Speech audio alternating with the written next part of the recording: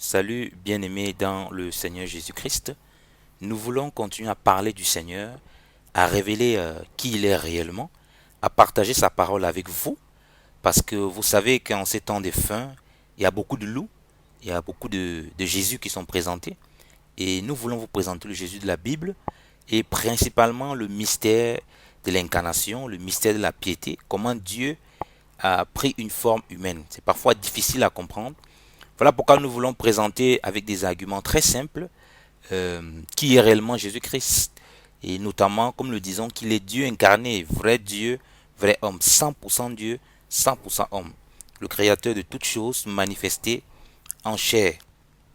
Et nous prions vraiment que vous preniez le temps de comprendre ces choses. Et la question que nous voulons aujourd'hui aborder, c'est qui est celui qui a été percé. Et si nous saisissons réellement qui était percé, nous pouvons comprendre de manière claire, de manière claire, la personne de Jésus-Christ. Ça va pas encore nous donner plus d'éclairage parce qu'il y a tellement d'évidence pour démontrer la divinité du Christ. Mais nous voulons prendre tous les cas possibles pour vous exposer la personne de Christ. Nous allons aller lire le livre de Jean, Jean 19. Lorsque Jésus est mort à la croix, nous pouvons lire à partir de Jean 19, à partir du verset 30. Et quand Jésus eut pris le vinaigre, il dit, tout est accompli, et ayant baissé la tête, il rendit l'esprit. Alors les Juifs, afin que les corps ne demeurassent point en croix au jour du sabbat, parce que c'était la préparation, or c'était un grand jour de sabbat, prièrent Pilate qu'on leur rompît les jambes et qu'on les ôtât. Les soldats dont vinrent et rompirent les jambes au premier, et de même à l'autre qui était crucifié avec lui. Mais puis étant venus à Jésus, et voyant qu'il était déjà mort, ils ne lui rompirent point les jambes. Mais un des soldats lui perça le côté avec une lance, et d'abord il en sortit du sang et de l'eau, et celui qui l'a vu l'a témoigné, et son témoignage est digne de foi. Et celui-là, c'est qu'il dit vrai, afin que vous le croyiez, car ces choses-là sont arrivées, afin que cette écriture fût accomplie. Pas un de ces os ne sera cassé. Et encore une autre écriture qui dit, ils verront celui qu'ils ont percé. Amen. Ici, nous voulons nous arrêter au verset 37. Jean, qui donne cet épître, est apôtre, a marché avec le Seigneur, et après la résurrection du Seigneur, le Seigneur est monté au ciel, et avant cela, il a soufflé le Saint-Esprit sur eux. Après, ils ont été baptisés du Saint-Esprit. Maintenant, sous l'influence du Saint-Esprit, il va donner la chronologie des choses qui sont passées à la croix, lorsque Jésus va mourir à la croix. Et il va toucher un point très essentiel. Conduit par le Saint-Esprit, il va dire que la mort de Jésus va aussi permettre d'accomplir euh, une parole prophétique qui était annoncée sur Jésus. Il dit qu'ils verront celui qu'ils ont percé. Il dit celui qui a été percé à la croix est, est préfiguré dans la Torah principalement. Et ça concernait la personne de Jésus. Eh bien, qui est donc celui que Dieu essaye de nous faire comprendre qui devait être percé à la croix? Parce qu'il faut qu'on retourne à la parole qui concerne le Jean 19, verset 37 là, pour comprendre celui qu'ils ont percé. Alors, pour ça, je vous invite à lire Zacharie 12, bien aimé dans le Seigneur. Zacharie 12, à partir du verset 8. En ce temps-là, l'Éternel sera le protecteur des habitants de Jérusalem, et le plus faible d'entre eux sera en ce temps-là comme David. Et la maison de David sera comme des anges, comme l'ange de l'Éternel devant leur face.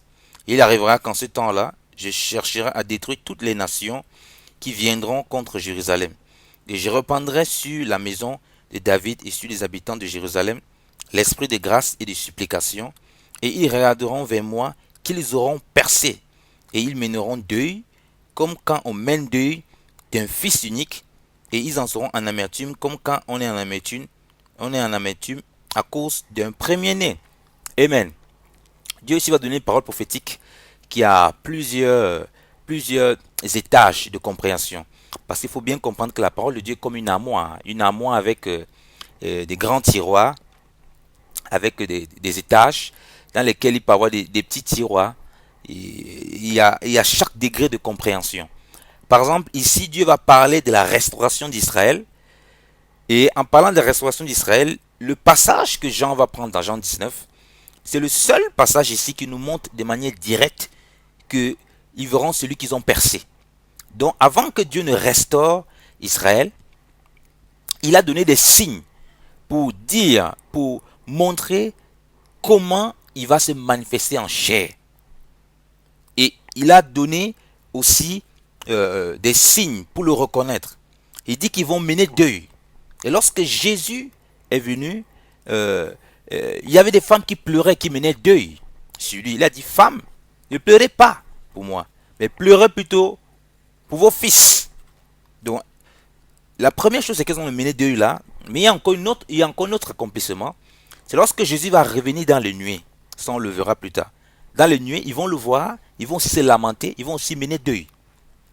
Parce qu'ils ne l'auront pas reconnu le Seigneur. Jean, quand il donne son épître à Jean 19 là-bas, quand il écrit, autant pour moi, il donne son évangile, c'est parce qu'il a déjà le Saint-Esprit. Il peut clairement expliquer, le Saint-Esprit peut lui montrer clairement qu'il s'agissait de Jésus-Christ de Nazareth là. Et Dieu dit qu'ils retourneront les regards vers moi. Ils vont regarder vers moi qu'ils auront percé. Donc c'est Yahvé qui parle. Il dit qu'ils vont regarder vers lui que le peuple a percé. Et il dit qu'ils vont mener deuil, comme un deuil pour un fils unique. Dieu va se révéler ici, va paraphraser pour montrer qu'il sera comme un fils unique. Vous comprenez pourquoi Jésus va dire Dieu a tant aimé le monde qu'il a donné son fils unique. Donc Dieu va ici se représenter comme un fils unique et en seront en amertume comme quand on est en amertume à cause d'un premier-né. Donc Dieu va aussi paraphraser, Dieu va mettre un parallèle entre lui, entre sa mort, entre le fait qu'il soit percé, pour mieux préciser, à la croix, et sa mort, comme la mort d'un fils unique, c'est-à-dire Jésus qui est le fils unique qui est donné à la croix. C'est comme ça que Dieu va se présenter, parce qu'il dit que c'est lui qui est percé.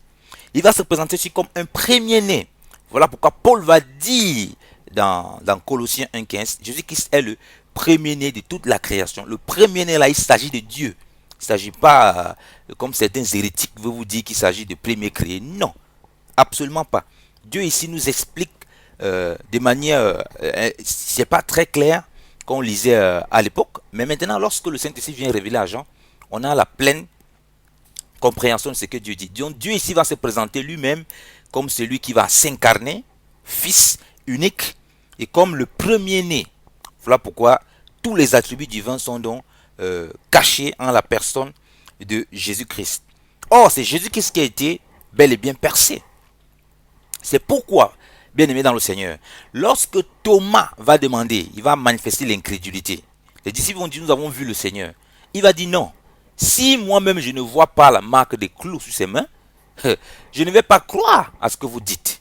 Et quand Jésus va apparaître, Jésus va lui dire quoi? Thomas, approche, mets tes mains, tes doigts ici dans les trous, dans les marques là. Il va crier, mon Seigneur et mon Dieu. Il va appeler le Seigneur, mon Seigneur et mon Dieu. C'est très important. C'est très important ici, bien aimé dans le Seigneur.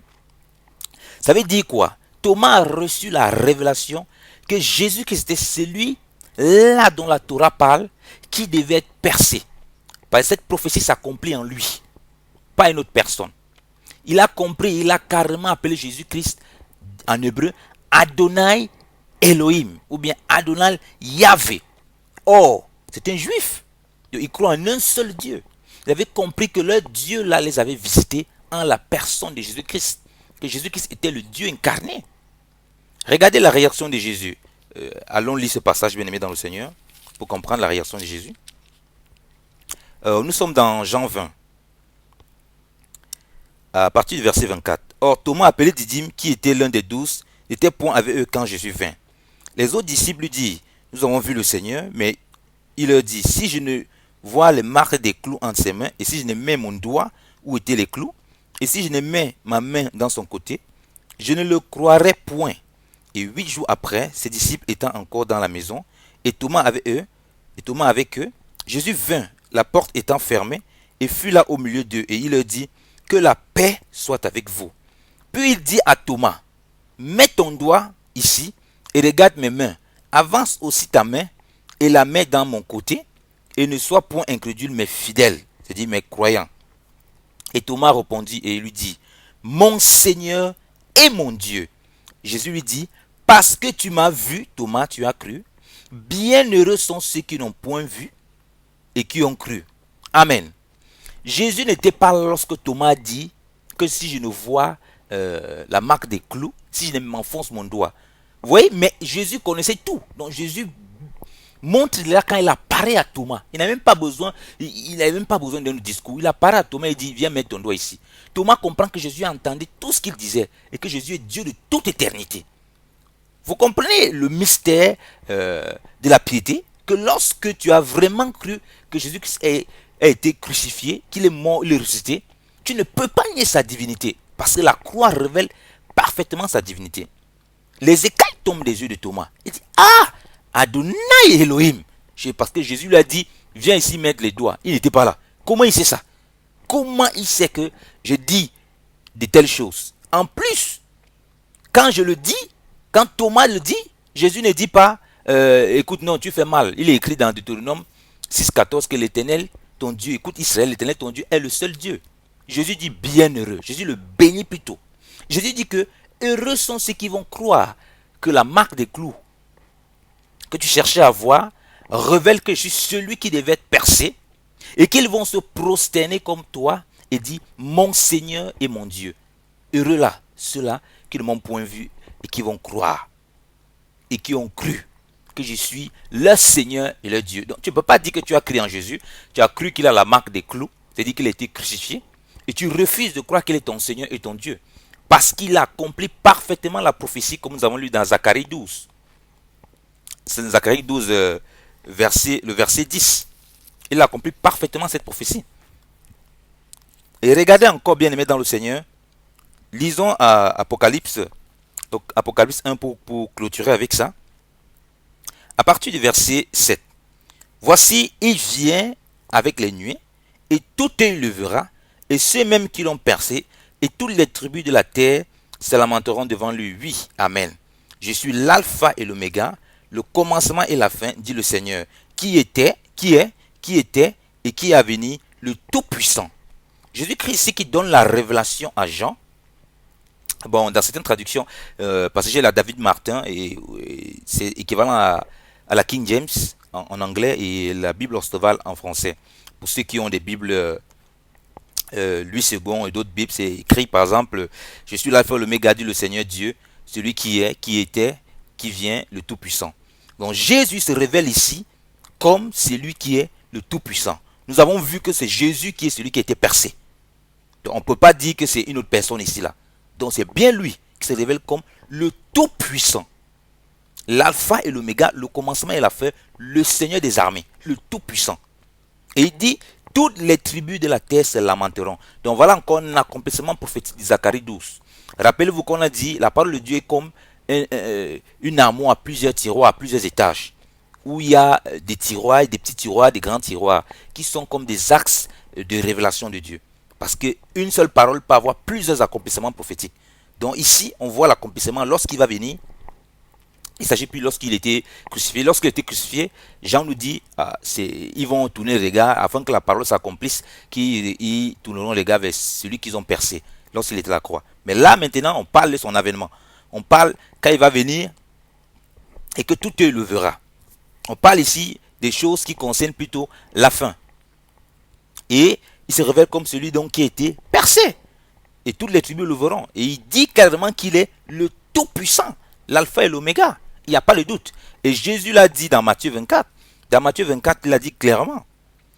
Matthieu 24, lorsqu'il va parler des temps de fin, lorsqu'il va parler des signes de fin et comment il va arriver, de la fin des temps, il dit clairement au verset 30, et alors le signe du Fils de l'homme paraîtra dans le ciel. Alors aussi toutes les tribus de la terre se lamenteront en se frappant la poitrine et verront le Fils de l'homme venant dans les nuées du ciel avec une grande puissance et une grande gloire. Amen. Jésus révèle clairement qu'il est ce Fils de l'homme qui va venir. Et ce Fils de l'homme est celui qui a été percé. C'est-à-dire, il est Dieu manifesté en chair, qui revient dans toute sa gloire sur les nuées. et il est le Tout-Puissant. Le verset 8, il affirme clairement, je suis l'alpha et l'oméga, le commencement et la fin, dit le Seigneur, qui est, qui était et qui est à venir, le Tout-Puissant. Donc pour les témoins de Jéhovah qui disent que Jésus n'est pas le Tout-Puissant là, si vous avez réellement cru que Jésus-Christ a été crucifié et qu'il est mort, il est ressuscité, vous ne pouvez pas nier qu'il est le Tout-Puissant. Parce que celui qui a été percé là, percé comme nous l'avons vu, percé, c'est lui là, celui qui a été percé, celui qui parle là et qui se révèle comme le Tout-Puissant. Donc le bien-aimé dans le Seigneur, la question de la divinité du Christ est une question qui est clairement résolue par la Bible, et il suffit d'être simple dans les Écritures pour comprendre qui est Christ et avoir la pleine révélation de sa personne. Vraiment que le Seigneur Dieu vous bénisse en toutes choses et que Christ soit encore révélé dans vos cœurs. Marchez dans la crainte du Seigneur, marchez avec lui, il est bon, et que le Seigneur Dieu nous bénisse abondamment en Jésus-Christ, le Seigneur Dieu de gloire. Amen.